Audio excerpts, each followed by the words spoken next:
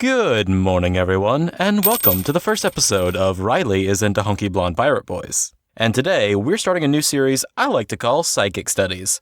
We'll be discussing side characters and their relevance to the narrative, their impact on other characters, and how cute I think they are in the optional cowboy hat accessory.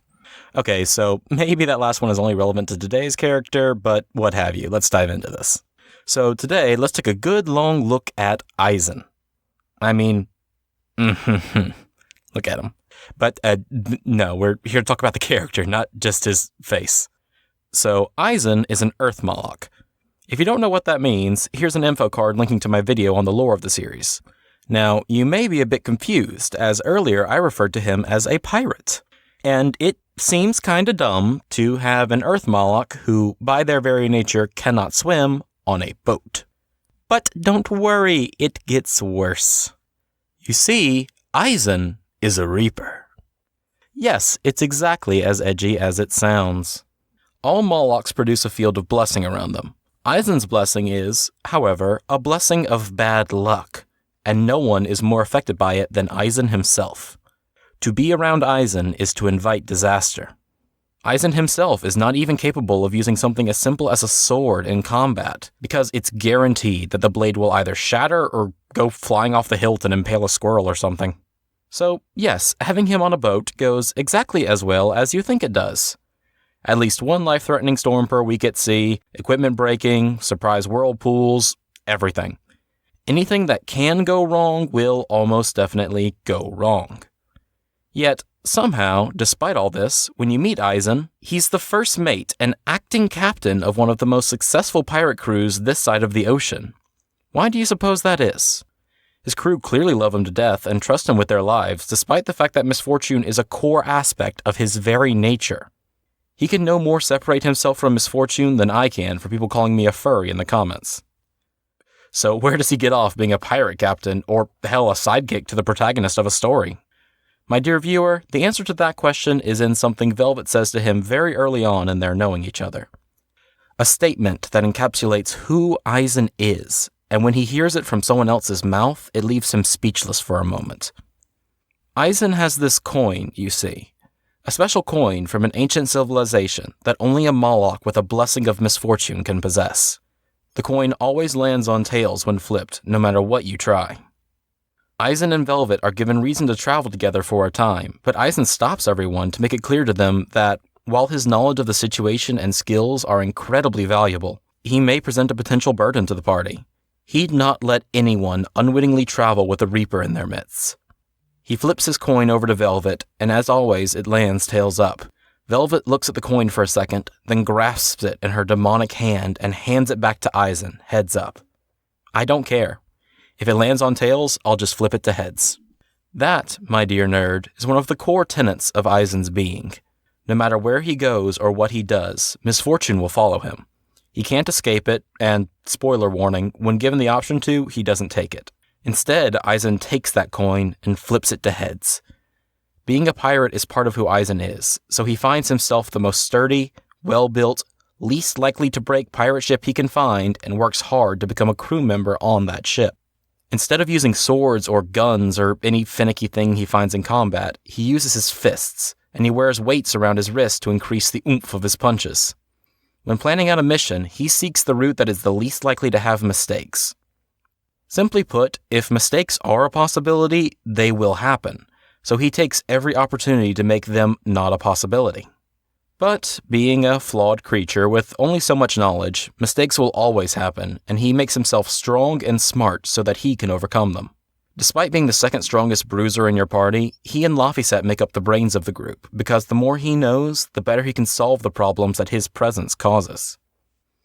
That's the primary component of Eizen's nature, but like all Tales characters, he's multifaceted.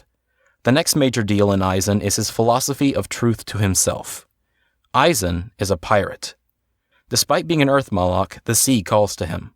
He may visit his beloved little sister from time to time, but the sea is his only true home. He loves his sister more than anything in the world, but even that love cannot keep him from being who he is. Eizen's greatest strength is his conviction. He dedicates himself to his cause, his life, his crew, and eventually his friends. When faced with individuals who have no conviction, he's disgusted, and in some instances attempts to test their conviction even when they stand in his way. Eizen forces no decisions on anybody. Now, this may sound a little weird, because he's in an adventuring party that saves the world, and more than once interrogates someone for information using physical violence. Threatening someone with violence sure sounds a lot like forcing them to do something, eh? But here's the thing. Even as he's doing it, Eizen is encouraging the person he's interrogating to hold out. Not because he gets some twisted pleasure from harming them, but because he genuinely wants to, in some strange way, help them stand firm for their goals. He clearly lays out the options. Look, I'm going to break all your fingers if you don't tell me what I want to know. But you have the option of letting me break all your fingers, and if you do, then you've earned my respect, and I'll leave you alone. Or, of course, you could defend yourself. Everyone in your party has immense willpower and stands up to the most weathering of blows, but Eizen is the truest personification of that. And now we slip firmly into late-game story and side quest spoilers, so skip to this timestamp if you want to avoid them. Eifried is, or was, the captain of Eizen's ship. Eifried was everything Eizen aspired to be, and everything I've said about Eizen's character, Eifried was more so. But, as all great pirate captains eventually are, Eifried was captured. He was taken hostage by a member of the Exorcist Abbey by the name of Melchior. Melchior, the most skilled mage in the Exorcist's Abbey, developed a technique that used mana to harness malevolence into a weapon he could torture people's very souls with. We'll discuss Melchior's technique and philosophy in a video I have planned about the Exorcist Abbey and Magilu. For now, I'm afraid you'll have to settle for understanding that not only did Melchior break Eifried, he broke him so thoroughly that Eifried became a demon. A demon who would do anything Melchior said just to not be tortured anymore. A demon so thoroughly broken, and yet so powerful, that a literal god had to go, nice work.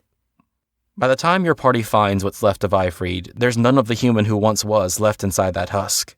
Just a demon who, in the heat of battle, is perfectly willing to pick up a small child and use him as a shield to defend himself from Eizen's onslaught. When Eizen sees this, you can practically hear his heart breaking from a mile away. This does not break Eizen. This does not slow him down. Hell, if anything, it makes him more ready to kill his once best friend and mentor. With Laphicet's help, Eizen deals a deadly blow to the demon. The demon falls, dying. This is one of the first moments Laphicet harnesses a power that he has no bloody idea how to use, the Silver Flame, and burns all the malevolence from Eifried's soul, returning him to his human form and senses. No amount of healing can undo what Eizen did to his body, but he is himself in his final moments. He smiles up at Eizen, and when Laphicet apologizes for not knowing how to use his power, for not saving him sooner, he manages to force out a laugh. He tells Laphicet that it's not his fault. He did what he had to do. Then he looks up to Eizen and lets him know that he's grateful to him. To both of them. Not for returning him to normal, or at least, not just for returning him to normal, but for stopping him. For not letting him live the rest of his life as a monster that he would have hated. This is, again, that core part of Eizen's philosophy. Better to die than to be forced to live as someone you are not. Better to go out being exactly who you are than to live a long, agonizing, painful, and dishonest life. And so Eizen put his best friend down, and in the same moment, saved his soul. This isn't the last time that philosophy comes up in Eizen's actions, of course. Now we bring in a fifth relevant character, Zavid, who will likely get his own video. Zavid is in love, and Zavid's love is a dragon. Not that he'll admit it. He'll hold her up as the pillar of virtue, even as she slaughters those who approach her home. She is 100% a dragon, not at all who Zavid once knew, and, unlike a demon pirate captain, no amount of silver flame can cure a dragon. There is no release for a dragon but death. So, to make a very long series of side quests short, Eizen kills her. Now, if you aren't paying attention, you may think that Eizen is doing this to get her horn. See, the horn of a dragon supposedly has the ability to change the intrinsic nature of a Moloch's blessing, far more than any Norman can. It's possible that by consuming the horn of a dragon, Eizen could cease to be a Reaper and become just another normal Moloch. He could be free.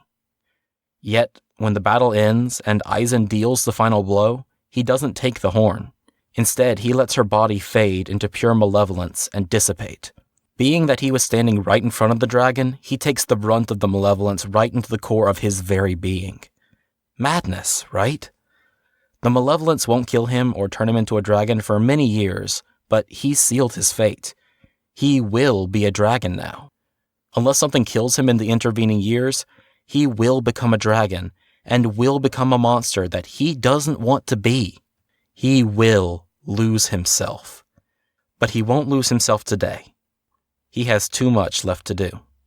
He has an abbey full of people who believe in totalitarian fascism he needs to make sure can't take away the world's ability to be themselves. And he knew all of this before the fight started. Because Eizen was always going to be a dragon. From the moment he came into the world, that fate was sealed, stamped into the coin that he possessed. Malevolence would always follow him, for all of time, as he brought misfortune on himself and others. Even if he himself never fell to his own malevolence, over millennia the malevolence he attracted would eventually get to him. Eizen was always going to be a dragon.